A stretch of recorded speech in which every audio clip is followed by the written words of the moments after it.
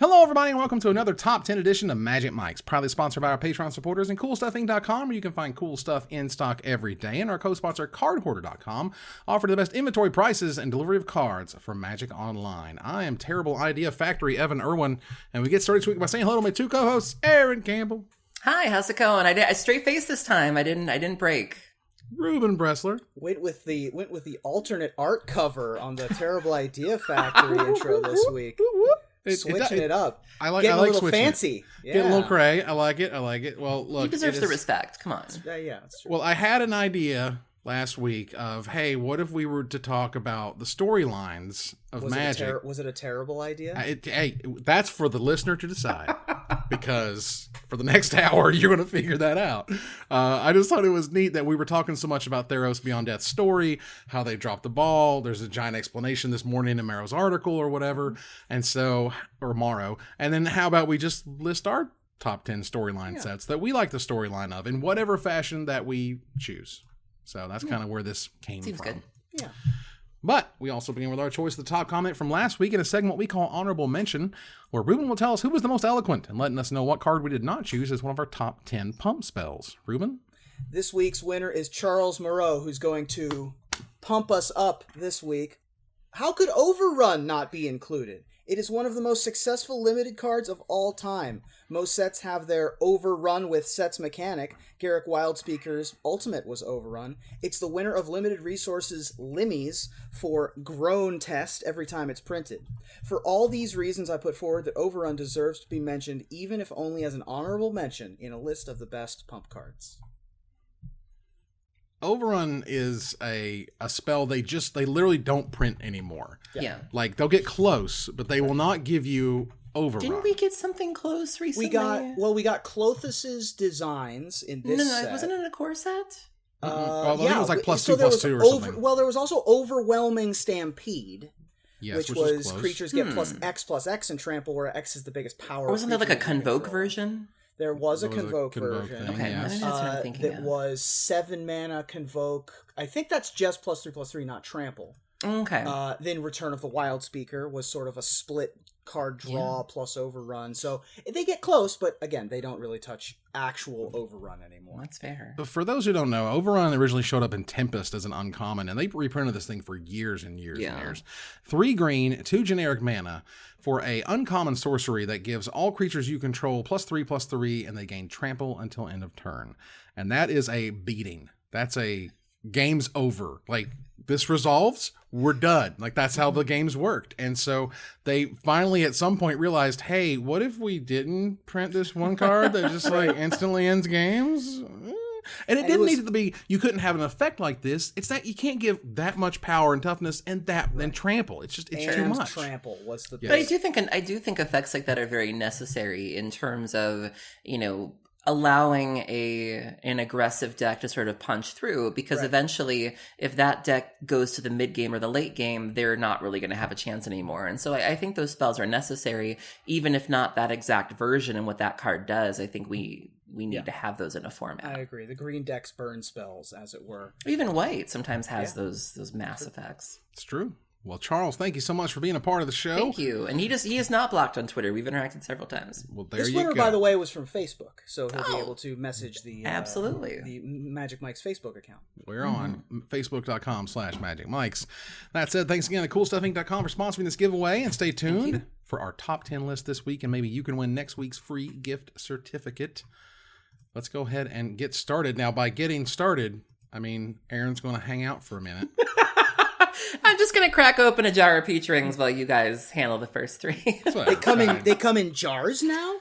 They come in skull jars. Can you think of anything more on brand than a skull jar full of peach rings? Yeah. I keep it on my desk like Tastiger, where it's like, if you mess with me, you'll be the next jar. We have Terrible Idea Factory Evan Irwin and Skull Jar full of peach rings, Aaron Campbell. I will be that. I'll be that. Very fitting. Ruben, what's your number 10? My number 10 is the first of the Magic novels that I read. And so it's an indelible story to me. Now, I really enjoyed this story. It gets some crap from people, but I really enjoyed the storyline of Mercadian Masks. I had a ton of fun with it. It felt like a bottle episode.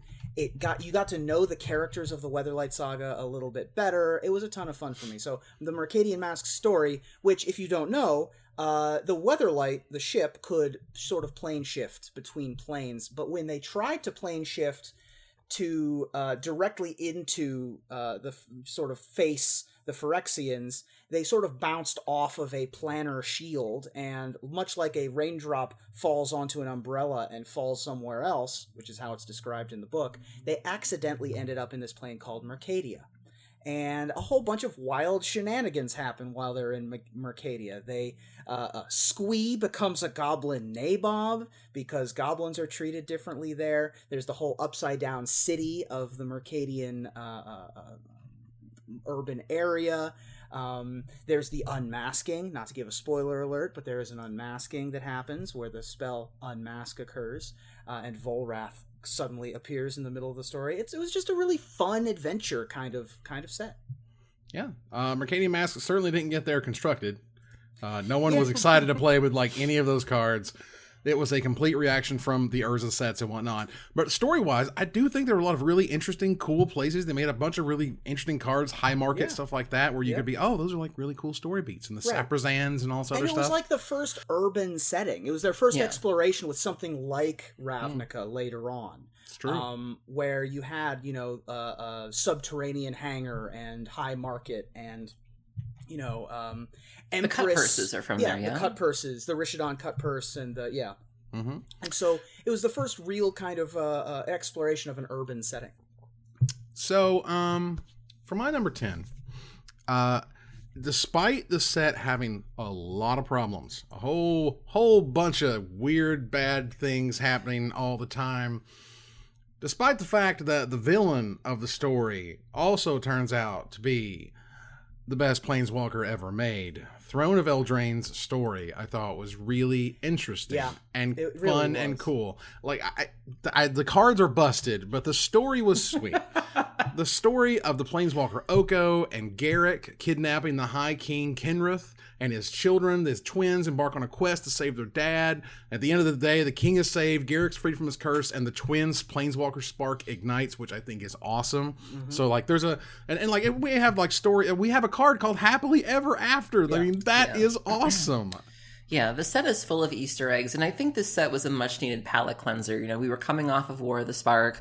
War of the Spark was pretty serious. There weren't many lighthearted moments in that story, and so I remember when the trailer came out, this trailer was incredibly popular, and people were just like, what is this? And even people who don't normally care about Magic or have an interest in Magic, watched this trailer and felt something when they watched it. And because, fairy tales are something that everybody can relate to, whether or not you are a Magic player or not, and the Happily Ever Afters and the mermaid and the Emery, the Lady in the Lake, and things like that, and it just touched on a lot of nostalgia, and it was just a fun. You see the impact of the cards, and it just feels good. It's just fun. It's fun, but it's also not. I feel like when Kaladesh did palette cleansing, it was almost too simple or too light. Like, I think it was just enough palette cleanser, but there was still a little bit of darkness, which made it good. Yeah, because fairy tales are creepy, so yeah. It's true. And but it wasn't like Kaladesh where it's like, Tezzeret's ruining the science fair. No! There was no tension there. It's like, it's too shiny, too happy. Too many nerds on Kaladesh. Yeah, I was at Gen Con when Morrow announced, and he was so excited about the story ideas of Throne of Eldraine that it was Brothers Grimm meets Camelot, and he was just so happy. This is what his tweet was about when he said that he was more excited for 2019 than any other year. He was finally getting his fairy tale set, which is something he'd been working on since he arrived. And so you get stuff like Once Upon a Time, and you get Happily Ever After, the 3 bears on the Goldilocks card, and you get to do all these cool, interesting things. Those top-down designs. Yeah, the top-down designs were just fantastic, and the use of food and going on adventures. Mm-hmm. Like, there was so much going on there. It sucks that with the aberrations and power level were so crazy that's so much what we focus on. Oko and Once Upon a Time and the power levels, you're right, notwithstanding, of green in particular. So let's move on here to number 9. Aaron, we'll see us at number 7. And you will also see us at number 8. As Ruben's is higher. Mine is higher. Mine's higher this time. Oh my gosh. I get my very own? Oh, that's pretty cool. Don't spoil it. Well, yeah, I want it. That's the story. Okay. Well, this story I thought was super interesting. It was the first time we went to a new plane, and I love what they did with it. And I felt like a lot of it just really worked. I thought it was emblematic. It was going to be a joke here in a second. And it was very there was nuance there, and I loved the storyline between Nyssa and Chandra on Amonkhet. Amonkhet was the plane ruled by Nicol Bolas. They made him out to be a god. He was the god pharaoh, and they had the horns in the background, which was stuff. And there's this desert oasis. And these people train their entire lives for the trials of the 5 gods to be worthy and claim an honor place in the afterlife, which is really just Bolas's army, which is also incredible. And the story spotlights in Gideon's intervention and anointed procession. And, it was a really sweet set in terms of getting started in Amonkhet. Obviously, they kept going, Hour of Devastation, blah, blah, blah. Because, of course, we have to blow up this really cool world we just found. But it's fine. The point is the idea of, him basically cultivating this plane all to himself. Nicol Bolas got to just shape and craft these people into exactly what he wanted. And I thought that was fascinating. Yeah, I think they did a really great job with creating the tension, of creating this plane that seems to be too good to be true, giving you this feeling that something's not quite right there. And it was also some interesting foreshadowing in terms of Gideon's character, of him really struggling with his faith, him running into Oketra, quite literally, and dealing with religion and faith and gods and does he believe and is he of the gods and how does he feel with that? And then that strained relationship. And so I thought it was a nice arc for Gideon. I think it also did some nice things for Liliana later on in the arc. And they did a really good job of making you want to know what's up with these people because everything was just so wholesome and just seemed to make sense until it didn't. Right. Very cool. There's a note here that one of the goals of the set was to create a sense of dissonance and unease. Mm-hmm. Like there's something wrong, but you can't quite put your finger on. The foreboding. Yeah. Yes. Yeah. And they also did a really good job of paying homage to Egyptian culture. And that's a really tricky line to walk. You never want to go, you want to pay respect without it turning into parody or without it turning into, like appropriation or tropey or things like that. I think they walked a really fine line and they did a good job. Very nice. All right, let's move on here to number 8. Excuse me. So number 8 here, Ruben, you got one, Aaron. This is your last hire. I'm bracing. I'm ready. Woo. Ruben, what's number 8? So there was an interesting way that they used to try to tell stories when there was the 3-block format. Sometimes it'd be a beginning, middle, end. But then they switched that a little bit to make the third set sort of like its own bottle story in a world that already existed. And that worked sometimes, and it didn't work some other times. And one of the times that I felt like it really worked was when Rise of the Eldrazi occurred.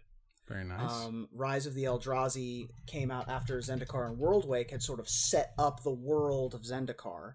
And then Rise of the Eldrazi turned everything on its head with the invasion of the crystalline entities that are these Eldrazi that came in with things like Ulamog and Ulamog's Crusher and Emrakul and Hand of Emrakul and all of those various things tying in with the Hedrons and the various planeswalkers that are trying to capture them again.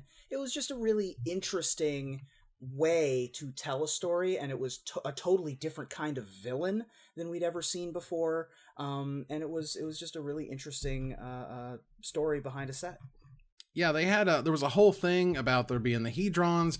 Zendikar had the reputation as being sort of a death trap, and it was controlling things and locking things and being a prison for things, and being a prison for these giant Eldrazi. And there was this is where the storyline where Sarkhan and Chandra, and I think because it takes like 3 planeswalkers or something to unlock the seal, right? And 3 or 4, and then they all get in there. Nahiri also, right? Yeah, it could have been Nahiri. It was Nahiri, Nissa Sarkhan. I thought it was Chandra Sarkhan, but either way, the 3 planeswalkers show up. They unlock the gods. Oh my god! And here we are. And while we didn't get to go back to Indiana Jones world, we went to freaky infested world with these weird Eldrazi. Well, there's still fallout. I mean, there was still the fallout of the Eldrazi when we went back the most recent time during Oath of the Gatewatch era. And the next time we go back to Zendikar, maybe everything will be grown over and back to normal as nature kind of always prevails, even over the Eldrazi swarm. Oh, they know how they messed up on Zendikar, let me tell you. They know I'm all trying too to explain well. it in a story kind of way. Yes, though. the story kind of way. All right. So, speaking of the story kind of way, this next set, and again, this is the first set of 3, so I could also see us picking sets like I pick the first set and somebody else picks the third set because it's the culmination of a story.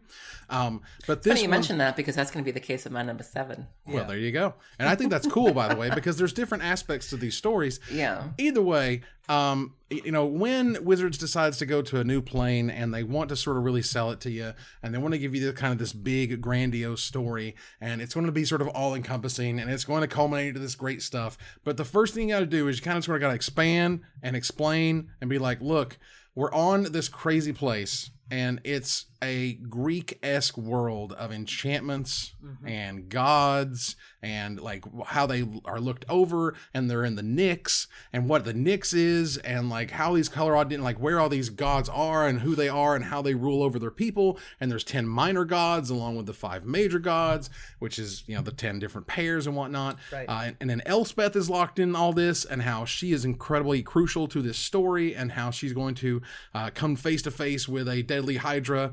And after a bitter battle, she emerges the victor. Heliod, noticing of her feat, now strives to make Elspeth his champion. So this is where that storyline officially got started. We got to meet Xenagos, see what Elspeth was doing, see what Heliod and all the gods were.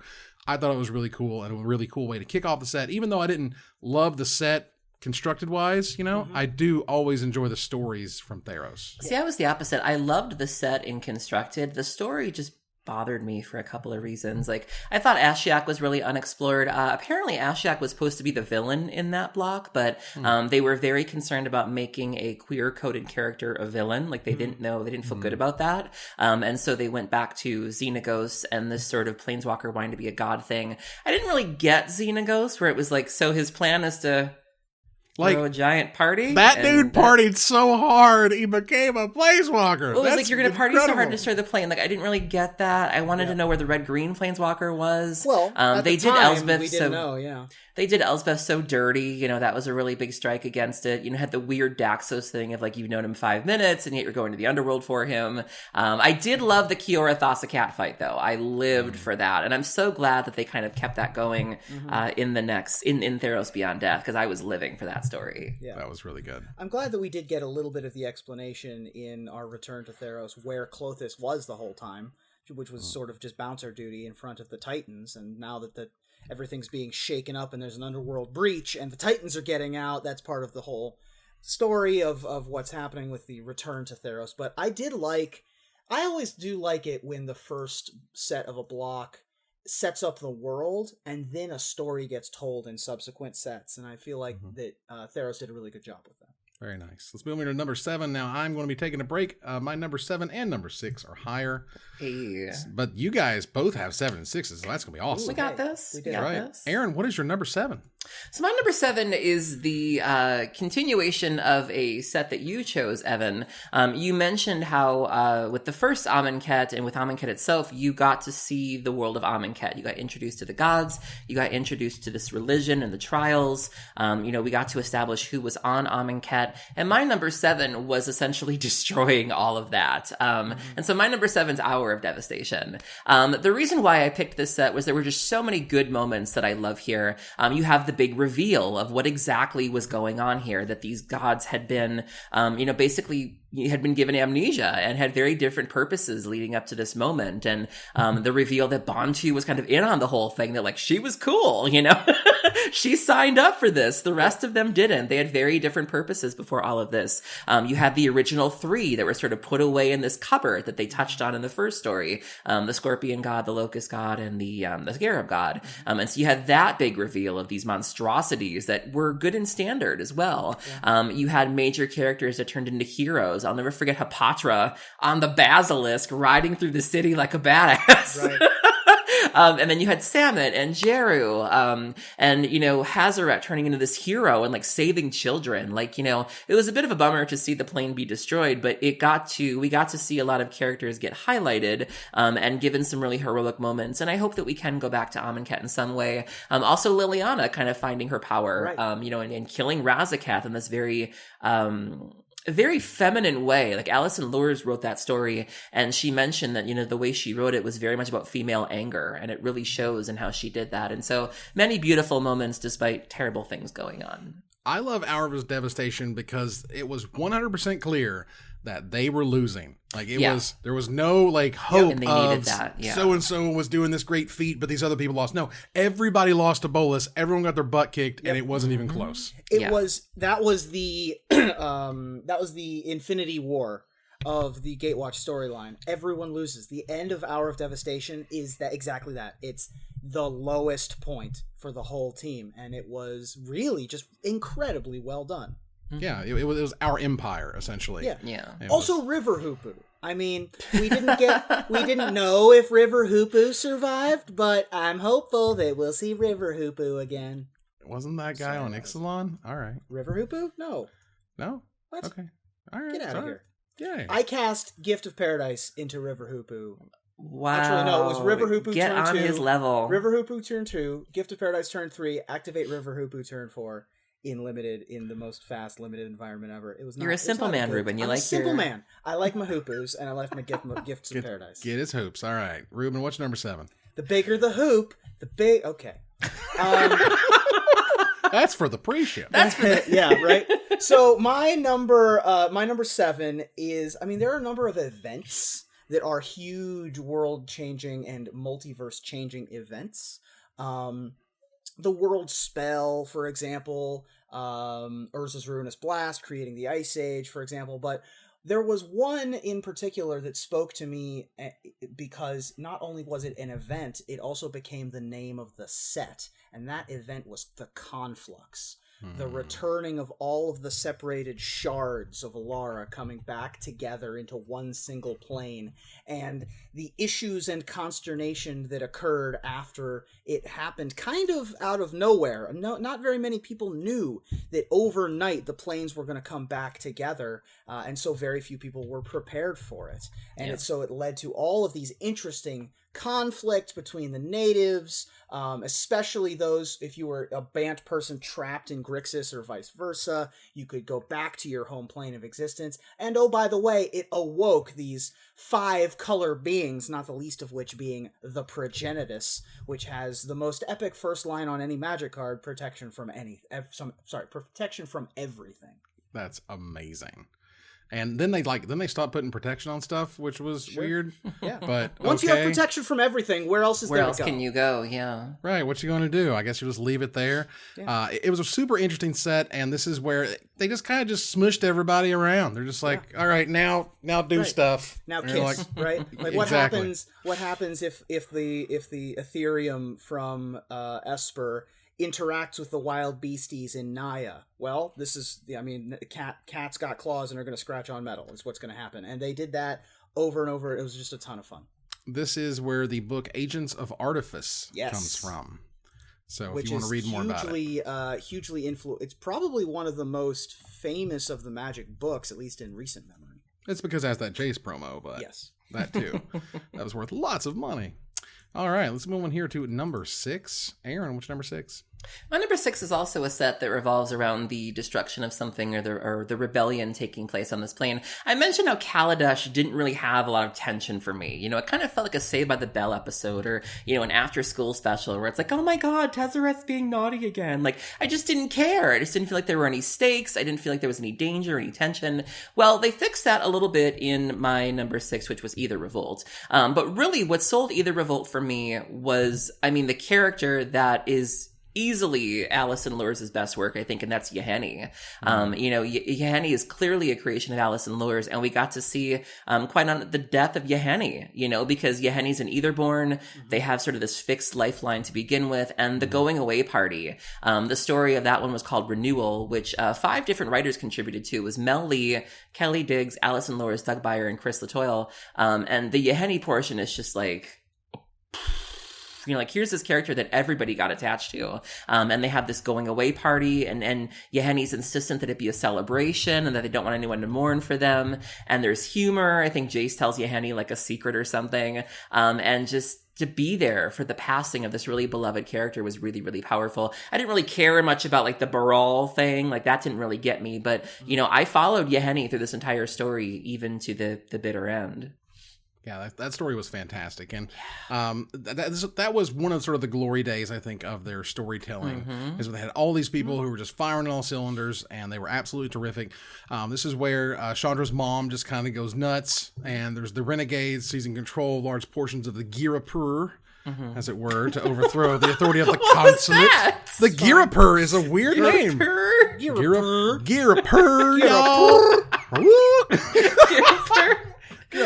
Wow. Yes. All right. But Cardi B is part of the rebellion. But it was fun to see them like getting angry and doing all crazy stuff, stealing vehicles and stuff. Yeah. Girapur's first. Depala. I love the Depala Carrie Zev sort of sisterhood there. That was awesome. This one also, now that you mentioned the description of it, I mean this one there were parts of the story that I really latched onto, much like Game of Thrones, right? Like there are scenes that I just don't care about, like storylines that I'm like, I kind of don't. I'm not going to fast forward through the Eyrie, but like I don't care about what happens in the Eyrie in Game of Thrones. Like I don't really care about Baral, like you just said. But yeah, I mean, there was so much going on elsewhere that it was a ton of fun. Yeah. All right. Ruben, what's number 6? My number 6 was Wizards' first attempt at a big culmination kind of event. The invasion of Phyrexia, which began the invasion cycle. It was sort of the end of the Weatherlight crew saga. And it was just a big theatrical kind of event where these characters that we'd known for the better part of a decade were gonna tell the end of their story, essentially. And Dominaria starts getting invaded by the Phyrexians. And it's up to the Weatherlight and her crew to sort of try to fend them off. And you had these sort of interesting interplay with the blind seer in the novels, where at the end, spoiler alert, it's Urza. And you have all of these different interesting battlefields, starting at the caves of Koilos, moving to the two forests, Yavimaya and Llanowar, which have two very different story arcs happening. You have Teferi's whole internal struggle with Zalfir and the eventual culmination of Teferi's character therein. Urborg is a huge liability, and that's almost a massive defeat. But at the very last second, the Titans come together and are able to fend folks off, and we think there's this big happy ending, but then the after credits stinger is that the overlay starts to happen in Plane Shift. But Invasion itself was just a really interesting way early in the 2000s or late 90s where Wizards attempted with the big overall story. Right. This is the Phyrexian forces led by Sabo Tavok, aimed to secure crucial locations. The stage met with mixed success with Phyrexia, destroying Benalia, Teleria, and New Argive, gaining Urborg, but losing the battles for Koilos, Yavimaya, and the Oceans. And so that was the kind of the impetus for the culmination of a gigantic 8-year, wasn't it? Like 8 years worth of sets or something? It was crazy. Probably, 7 or 8 years, yeah. There's a lot of cool things in Invasion block. For example, like the Caves of Koilos. Like when I was researching antiquities, and the original story of the Thran and how Phyrexians showed up on Dominaria is because they went to the Caves of Koilos, and there was the Phyrexian gateway, Phyrexian portal, yes. That they got through. Yeah. The Gates of Phyrexia, which is also a card. And so there's a lot of really cool ways to tie all this stuff together, you see, that culminated there. All right, let's move on here to number 5, as that was my last hire. Ruben, you have a hire on this one as well? I do. This is my last hire. Aaron, what's your number 5? So my number 5 is the continuation of a set that was really fresh and really novel, and was one of the rare sets that made me like drafting. I'm not normally a drafter. I don't really queue, but I drafted the crap out of the first set of this, and I'll never forget where I was when the first few images from this set came out. It immediately hooked you and made you want to know what exactly was happening here, because when's the last time that you saw somebody murdering a ghost? That's pretty gangster right there. My number 5 is Conspiracy, Take the Crown. Yeah. So I remember when that image of Kaya jamming a purple dagger in Brago's neck came out, and people were like, what? He's dead, and he's a king, and who is she, and how is she able to do that? And it made you want to know more. And then you got to hear the story of how Marchesa had basically hired Kaya to kill Brago. She took the crown, hence the name. And so Queen Marchesa, who had been sort of this, kind of underworld character, was now the queen. And you had this plane of Fiora that was basically dealing with this. And you had Adriana, who was very loyal to Brago. You had characters like Grenzo, a lot of these really just larger than life characters that we really connected with in the first story if they were there, or especially in this one. But you wanted to know what was happening. You wanted to know who Kaya was. We had never seen anything like Kaya before. Wizards also put a lot of care into Kaya. I believe they hired a consultant who was a black woman to make sure that they were doing Kaya justice. And so they made sure that this character was done carefully and correctly. And I just love, I could spend, this is another one of those planes I could spend every set in. Like, I want to spend more time here. I hope to God we go back. And it was just, it was fun. Yeah. The brilliance, I thought, of this set in particular was that it was initially announced as Conspiracy, the Reign of Brago. Yeah. And then the next day, they said, nope, that's not going to be the name. And they showed you a picture of him being killed. And then on February 24th, reduced the set number by 1. Yes.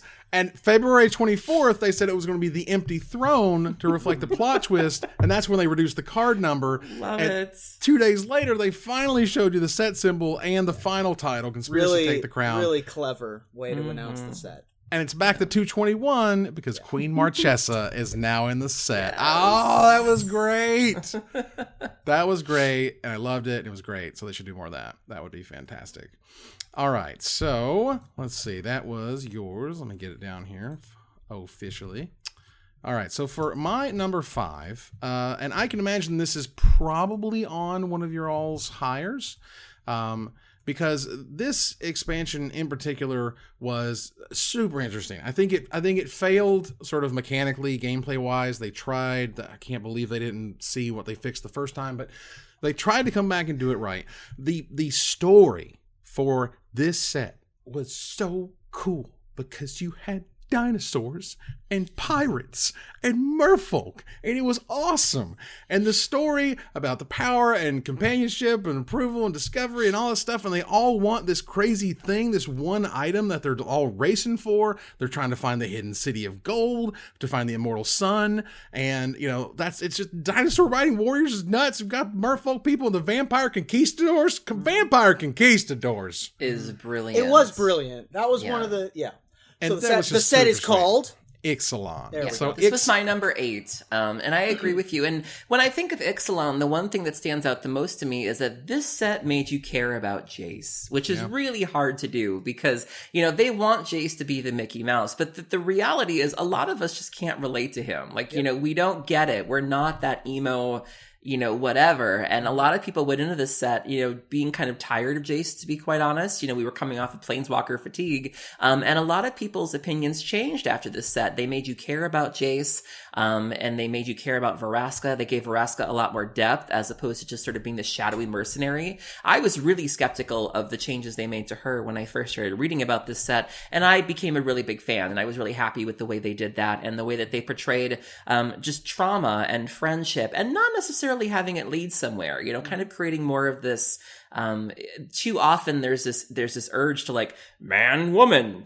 And it's like, it doesn't always have to be like that. Like, you can just have like great fulfilling friendships. And so, they did such a good job with that. And then you had this sort of, Indiana Jones aspect of the temple and all of the factions and conquistadors and telling a story about colonialism in a really interesting and neat way, and still tying it back to Black and Orzhov, in terms of it being a church and the way the merfolk are handled in green merfolk. There were a lot of really neat elements there. It's just a shame that the tribal thing never really took off. Like, you couldn't really really play any of the tribes in Standard. It just didn't work. And in Sealed, it was always rough because you didn't really have enough to make the tribes work, and that was a shame. Yeah, mechanically, I think they fixed it with changelings, and then they stopped and they went back to their Onslaught ways, and it was terrible. I'm like, what are you guys doing? Right. But all I know is like the idea, the story mechanic of the immortal sun doesn't let you leave. Yeah. That was brilliant. Yeah, you got locked on the plane. Ixalan's binding. That was the hook, because people wanted to know, what is this thing? And you saw the sleuths on Twitter of like, oh, this looks like an Azoria symbol, and going back to like Grand August, and is he responsible? And then, you have the big reveal in the next set. But it definitely got the sleuths going of, what is this? How is this happening? How did we get here? Very good. And the fact that Angrath is like, I just want to go home. Yes. He just wanted his kids. Yeah. Just a Minotaur, I want to go home and see his babies. Just good cow dad. Right. Yeah. Quality cow dad there. All right, let's move on here to number 4. Ruben, what's your number 4? Speaking of the next set, flawless segue, Ixalan was good. I mean, I really enjoyed Ixalan. Plane Shift Ixalan, the D&D supplement, I played. And so you got to explore some of the different archetypes. You got to be a vampire cleric, for example. When you were going on this interesting adventure, you went to the what was the black legendary flip card? You got to go to wherever that was. Sure. And that was a cool way to tell the story. But again, everything came together in Rivals of Ixalan, which is my number 4. And that is what redeemed Jace in a lot of people's eyes. And it told the last of the story, and it showed you what the immortal sun was, what we were all going for in the Golden City. Who would get the city's blessing, as it were. And it had the public voting aspect, which people voted for merfolk to arrive in the city first, and so they wrote the story that way, which I thought was really cool.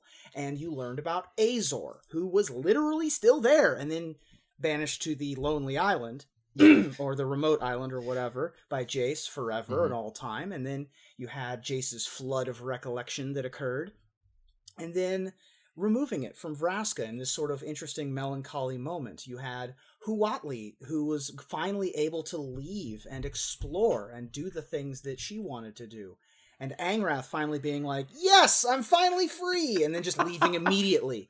Oh, he was out. He was like, wait, I can go. Bye. Whoo. And he was just gone. What I always remember about this story is there was a bit of a build-up to the Black Rose or the Dusk Rose, the person that inspired the vampires to, their version of a god or a saint. And there was some teases in the first story about, who she was or what she was after. And then you got to meet her and you realize that she's so not okay with what the vampires are doing, where they finally unearth her and she looks at them like, this is what you're spending immortality on?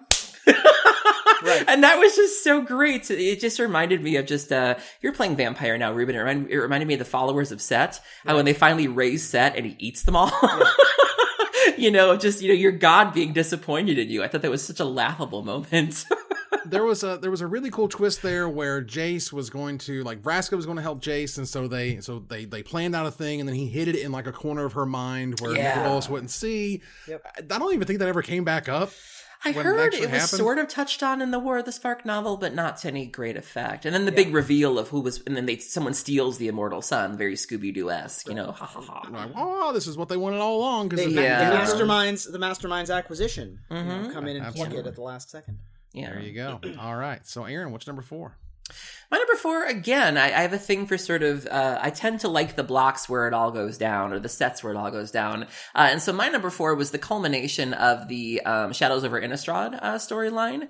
We spent a lot of Shadows over Innistrad trying to figure out what was going on. Investigate was a very crucial theme. Avacyn was very much not herself, and things were going awry on Innistrad. And people had their theories. Some people thought it was Merit Lage, the Merit Lage truthers out there. But this set was really the big reveal where we finally got confirmation as to what exactly was going on and the depths of that and how terrifying it was. My number 4 is Eldritch Moon. Nice. So Eldritch Moon really told us that this was Nahiri. Nahiri was finally getting her revenge on Sorin. She had established these cryptoliths to siphon enough mana and to lure Emrakul to this plane and ruin it, like she believes Sorin ruined her plane. And so that was a really interesting rivalry, which we saw continued in War of the Spark, which I really enjoyed. But we got to see Emrakul Emrakul's effect on this plane. We got to see what happens when you take this horror world, which was known for being like kind of old school horror of like werewolves, ghosts, things like that, and you add tentacles, and we got to see these sort of crazy callbacks and what happens when vampires have multiple arms, and werewolves, and how are they affected by all of this. And so two very different kinds of horror coming together. But what I'll always remember from this set is Liliana being the anti-hero, where the dead aren't affected by Emrakul. So, she can throw all these zombies at Emrakul and really be the one to fight it. And more importantly, getting inside Emrakul's mind. You have that epic chess game with Jace where Emrakul is just like 5 steps ahead in terms of what's really going on. And the big plot twist is that she put herself in the moon, and that led people on Reddit to go, what's going on here? Like, how did this happen? What is she thinking? And even though we're very Eldrazi'd out from that time frame, I want to know what's going on. Like, there were some theories as to, the other Eldrazi preparing the way for her, and it wasn't ready yet. And so I'm very eager to figure out what makes Emrakul tick, because I think she's a fascinating character. The use of the Lovecraftian... Oh, yeah. It is their first attempt at cosmic horror. Mm-hmm. Which I love as a genre. Call of Cthulhu is a really fun game. As problematic as the person Lovecraft is, the world of cosmic horror with Cthulhu and House Relia and all of the madness thereof is really fun and interesting. And I'm glad that they took that chance, because that's a tough. There's a reason why you've never seen a Lovecraft story adapted into a movie. It's a very tough thing to grasp and turn into something. Oh, they have. They're just all terrible. Right, exactly. That's what I mean. It's like, whoa, it's unsuccessful. Yeah. And so the fact that they kind of successfully did it in this set, obviously with a different IP, but the madness, the foreboding of Shadows before Eldritch Moon, they just did a really good job. This with like so Avacyn died, which means Innistrah's protections were gone. In comes Nahiri, who brought the biggest, baddest thing ever because she's so pissed off, which was just ridiculous. Yep. But the coolest is, because Emrakul has this fibrous lattice motif thing, and apparently there's 5 increasing levels of corruption. There's distorted, disfigured, deformed, misshapen, and monstrous. Yep. And some of the affected creatures meld together, as we saw in Meld, into new organisms, culminating that was terrifying in the what's the crazy giant angel? Brucella? Well, there was Hanweir, which was one of them. The Writhing Keep, and then there was Brucella. An Eldrazi angel, which was like... yes, exactly. So Brucella was just like... And it was also a huge story moment, which was super cool. Then both these you had Sigarda, who like teamed up with the spirit of Saint Traft and Thalia to like deal with this thing. Like, it was pretty epic. Yeah, it was super cool. So that I thought that was fantastic. But Meld, like, it just never really came up, like, ever. I think they were scared of Meld. They were scared of Meld. Yeah. Well, I think they were scared of it, but I also think it was something that it was best used sparingly, because if you do it too much, then I think that takes away from the horror of it. Like, it's supposed to be rare and like WTF, and if everybody's melding, I think it loses some of that impact. Right, and I'm not saying I think I wanted a ton more, but maybe just because they did only 2 or 3. They did 3, and they weren't good. 3 total. Yeah, and they were all bad. 3 pairs. 2 of the pairs were on rare cards, so it was like you never really saw it. Yeah, right. Which I thought it's fine. It's just you could tell they were very afraid. So maybe they'll go back and push a little bit harder next time. Ikoria, maybe. Other games, just real quickly. Speaking of other games that they have printed or worked with, have had cards that literally fold out. Like, they are connected, and those are, printed tradable CCG cards. They make those now. All right, so move on to number 3, as my number 4 is higher, which I'm happy for because it's a great set. Number 3, I'm going to go ahead and just run out number 3. My number 3. I really, really love this one. This was, just like you guys were mentioning, this is the culmination where everything goes completely haywire. And the set itself was just bananas. But the story it told was very interesting. And at first, they also tried to do that thing where they gave you a different title, because they said, is it going to be Mirrored and Pure, or is it going to be my choice, New Phyrexia? Right. And it was, first of all, it was comical how like silly the Mirrored and Pure stuff looked. But regardless, because it was obviously New Phyrexia, but it's fine. It was cute. All I know is this is the grand completion. This is where Mirrodin just falls, essentially. And Phyrexia is victorious. And now Mirrodin isn't even Mirrodin. It's New Phyrexia. And, you know, there was this whole arc about Karn and getting the spark from, what's the Planeswalker? The blue-white guy? Venser, thank you very much. He takes that spark and, you know, fights the corruption and gets out of there and later joins other adventures, as we know. But this is where the bad guys win. And sometimes it's kind of fun to watch the bad guys win. Again. Yeah. This was my number 5. Nice. I did love the Mirrored and Pure marketing. I had the box. They printed these like cardboard boxes that you could fold in one way to make a Mirrored and Pure box, and if you folded it like inside out, you could make a New Phyrexia box. Nice. I have one of those, and I didn't. It's so funny. I was my first date. My boyfriend and I were hanging out, and we were sitting on my bed talking, and he had made a comment about that, and he was like, "You know, whatever happened to one of those boxes? Like, I've never seen one up close." I literally leaned over, opened my nightstand, and I was like, "Now you Here's have." one. Yeah, that was such a cool concept. I mean, we had the Praetors, of course. What? Praetors? Praetors. Praetors? Praetors? Praetors? Like Drew Is there a- Cacophony? Is there an eye on there somewhere? Are you me? What the hell is happening here? Praetor. They did print one card with the Mirrored and Pure expansion symbol at the Mirrored and Besieged game day. Do you know what that card was? I'm gonna guess that it's Mirror and Crusader. Wormcoil Legend? No. Pristine Talisman. Oh, okay. Sure. Yep, that was the one and only. So It's cute. thought that was neat. Yeah, I mean that's a hanging plot thread. Much like Emrakul, there's a hanging plot thread out there of what's happening in the artificial plane. I'm ready to go back to Phyrexia. I love Phyrexia. I love that whole storyline. They said that Ashiok had hopped over there and thought there could be some nightmares there. Oh, there's some nightmares. There's nightmare fuel. That's true. Mm-hmm. All right, Aaron, what is your number 3? So my number 3 was the second set of a 3-set block, and seems kind of unassuming. And really what sold this for me was one very, very important story done by a Mr. James Wyatt called The Truth of Names, which pretty much changed the game for me and every trans person and possibly even LGBT person out there. My number 3 is Fate Reforged. So Fate Reforged was Khans of Tarkir was introducing us to the realm of Tarkir.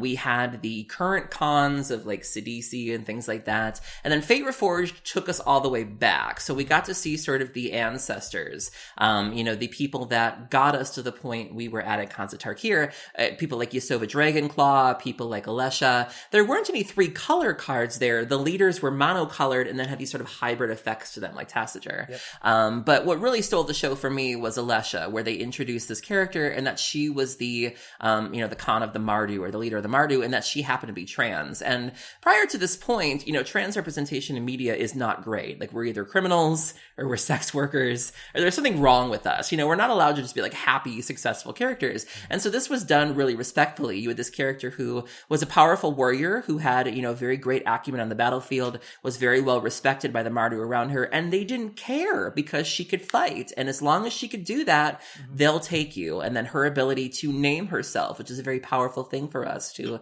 be who we're truly meant to be. And her choosing that name and saying that I am Alesha who smiles at death, this was just done so beautifully. And I just, and I think of all of the artwork that came from it and all of the people who built commander decks inspired by it. And the storyline itself was fine. If you go through, you get to see, you get to introduce to Ojutai and Shu Yun and Silumgar, strapping Tassiger to a necklace and all that. But this was really the star of that storyline. And that's why it's so high for me. This was my number 7. This was my number 9. Nice. I did enjoy the storyline itself of being a time travel story. We've never had one in Magic before where Sarkhanval goes 1,280 years back in time to where the battle between Nicol Bolas and Ugin are there.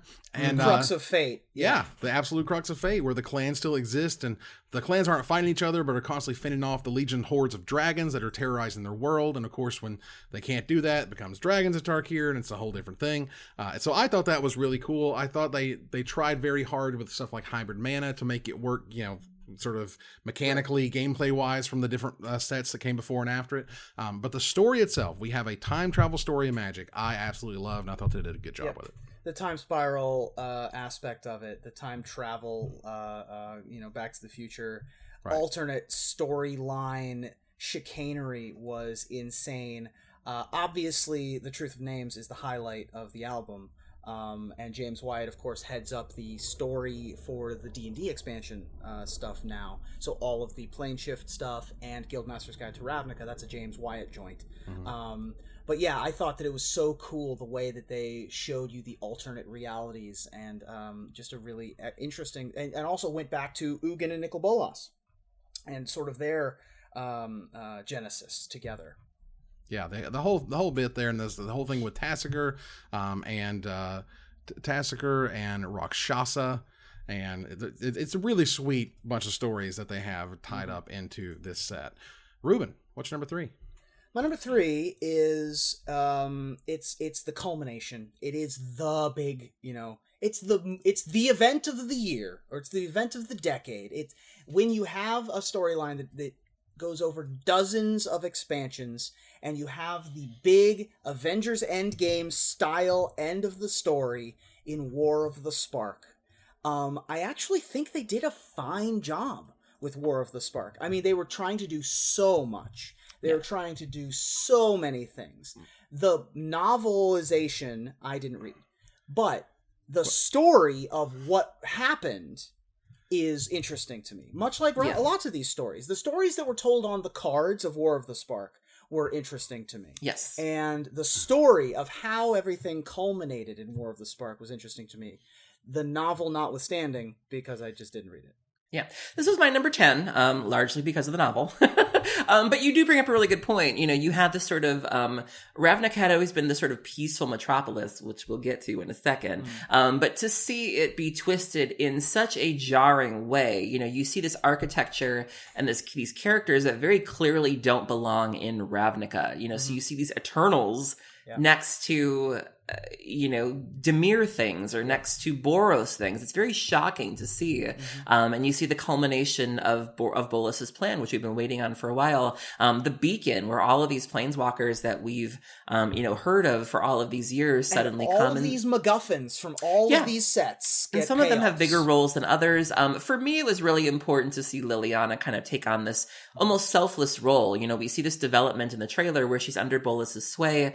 And Liliana had been kind of in this weird anti-hero place for a while where, she does good, not in the way that like you help an old lady across the street good, but she does do good in a very unconventional way. And so, seeing that flicker in the trailer of, hey, I can do something here. I related to that so much, and I was so excited to see where her arc went, and I was very happy with where that went. So there was another slight mistake with our helper, because this was my number 1.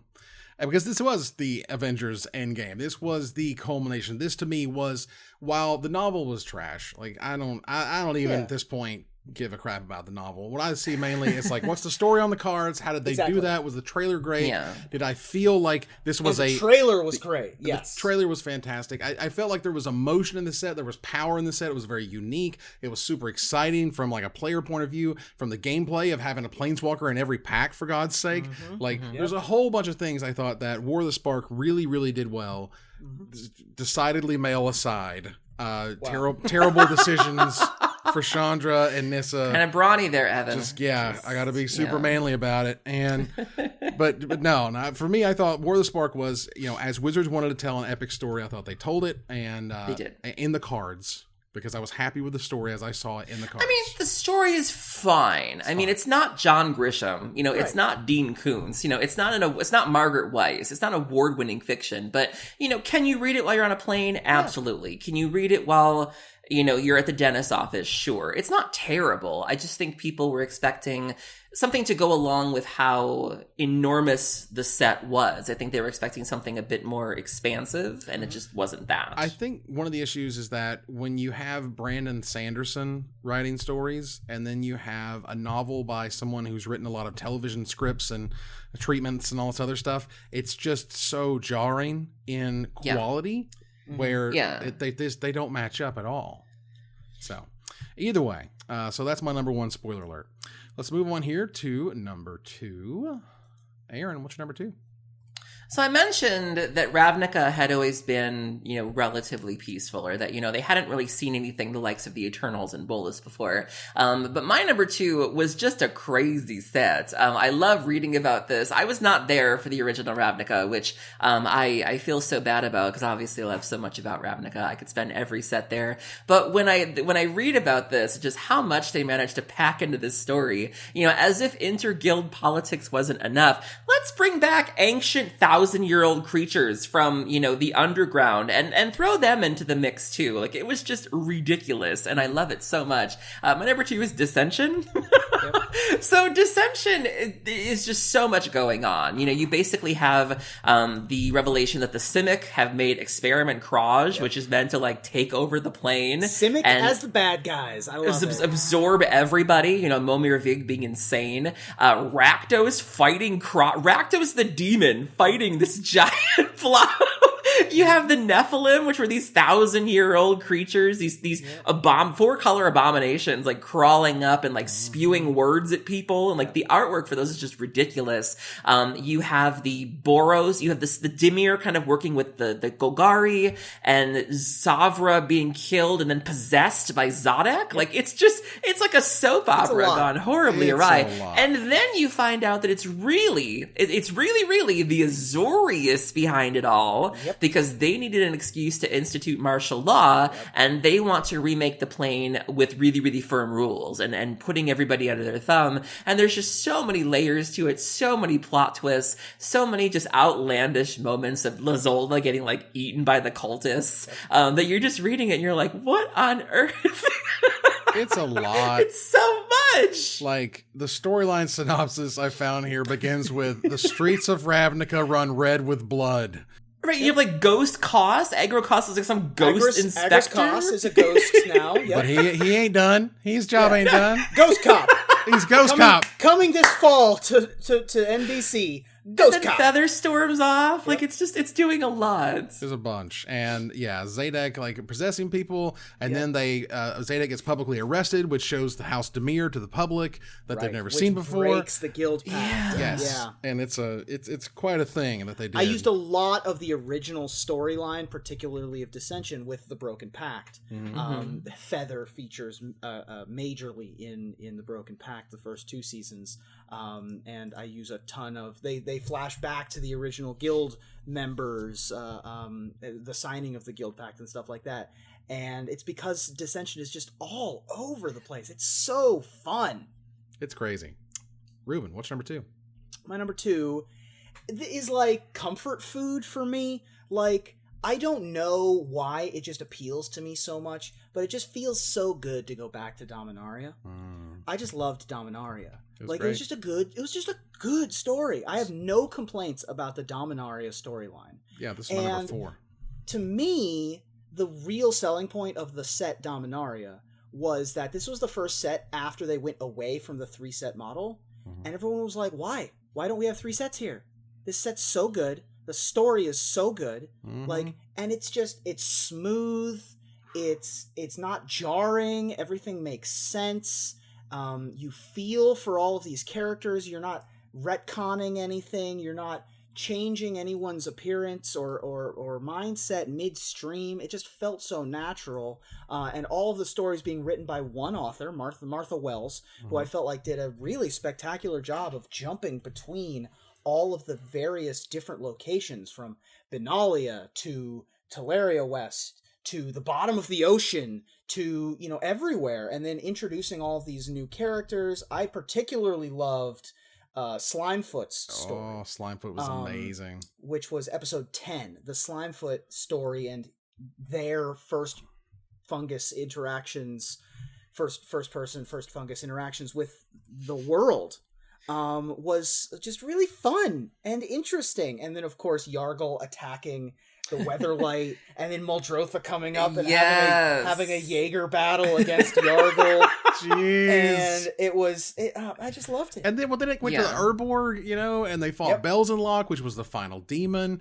The story cards were all sweet. Like, yeah. And then, this was my number 9. And then the post, there you go. And then the post credits reveal that it looks like Liliana's back on the menu. Yeah, I mean, this was my number 9, and this is another one of those where they had a really difficult job in terms of communicating nostalgia without getting buried in it. Because if you do too much, you lose a lot of these newer players who don't know who Joyra is. You know, they don't know, who some of these references are. They may not know where Urborg is or what a Capuchin is. And so you really had to give the new folks enough to make them want to play the set and find out more, while also giving these callbacks to the older players and getting them to buy too. And I think they did a really good job of that. You had so many legendary characters, which inspired a lot of commander sets. You had people attaching themselves to Tiana and Yargle and Slimefoot and Muldrotha, which was a big one for me and is now one of my favorite commander sets. It also really helps that the set was just good. I think you said, Evan, it's like one of the best sets of all time. This is the best set ever made.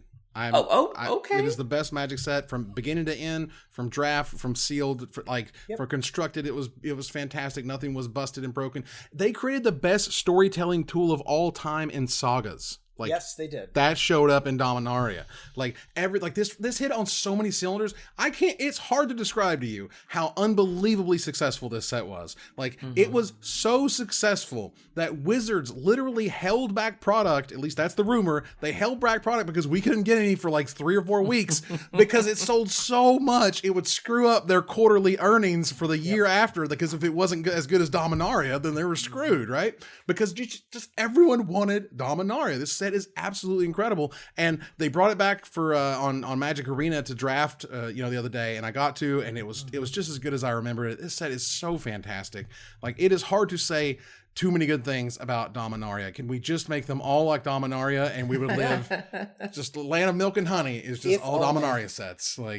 God, it was so, for all the characters, Yargle, and you got Slimefoot, which was great, and they were just unique, in the Capuchin and the sagas with the look. Return of Joyra, the return of all these Rada characters. Rada being, Rada being a grown ass woman who don't need no mans. Right. And Teferi is powerful as hell. I told an extension of the Weatherlight story called Board the Weatherlight at GP Vegas, where because you can jump off from so many points. It's not even that it's an end to a story. It's just a good story that can continue from so many points. I really wish we could just live on Dominaria forever. Oh, it's so good. I mean, when we go back, it's going to be huge. It gets the new ones, and it definitely gets the old ones. Yeah. So for my number 2 here, pre-spoiled the War of the Spark at number 1, but the OG Avengers Endgame for Magic the Gathering was the Apocalypse. Yes, it was. Because you started with the invasion, and then, oh crap, in the middle of it, you got that plane shift. Wait, we're shifting planes, and then... where everything's overlaying, yeah. And then everything just completely explodes and blows up. And it is the hero's journey culmination to essentially figuring out what's going to happen with Urza, who happens to lose his head. And then having Urza use his head as part of the weapon, which finally finishes off, the bad guys. It was super, super sweet. This was the giant Dominaria story for its time. And my God, when was this thing released? 2001? Yep. Whew. It was pretty incredible. And this makes me sad because as cool as it is, and I got to look about it, read about it when I was doing some of the history programs I made, this was the ultimate at the time. No one had seen the Weatherlight's over? What do we do now? We've just been Weatherlighting for 8 years. Yeah. For me, this set can be summed up with just vindicate, just don't mourn for me. This is my destiny. Yep. Yeah. That's heavy stuff. As Gerard essentially has to sacrifice himself, I believe. Yep. Which is the thing. I get chills. Legacy. They still get chills. Yeah. Yeah, light spreads all over the world, eradicating Yawgmoth's essence. Gerard and Urza do not survive the weapon's activation, and the Weatherlight crashes into the ocean, its planeswalking powers permanently burned out and transferred to Karn, who has become a planeswalker in his own right. Yep. There you go. So that was my number 2. Let's move on here to number 1. As again, where the Sparky happened. Don't talk about the novels. We don't talk about the novels. We talk about the story. We don't talk about the novels. Exactly. Ruben, what's your number 1? I love Dominaria. And I mean, Dominaria is a good story. And I really like the invasion plane shift apocalypse. But Time Spiral. Oh boy. The Time Spiral, y'all. Time Spiral's great. Oh my god, the way that they told the story in Time Spiral through the cards of time shifted cards, of bringing back old keywords like flanking and searching for rebels and like all the and storm, and it was so engrossing. And when you open a pack, you want to learn more about what the heck is happening because there's so much happening in every pack. Yeah. And it just really set up this epic story of time and mending and putting the world back together and sacrifice and loss and intrigue and working together, and it was just everything. After the apocalypse I just talked about, there was a plane left over that had an apocalypse on it, and everything was just in ruins, and there were like time rips or whatever, and all the little bubbles in time. Yeah, exactly. And the elves are all screwed over now, and the swamps are littered with Phyrexian horrors, and time is in trouble as things appear and disappear on their own. Teferi returns from his phased out home, like, you know, and he was great. And he had a really awesome sort of time thing on his card where you could only play during your turn or whatever. Yep.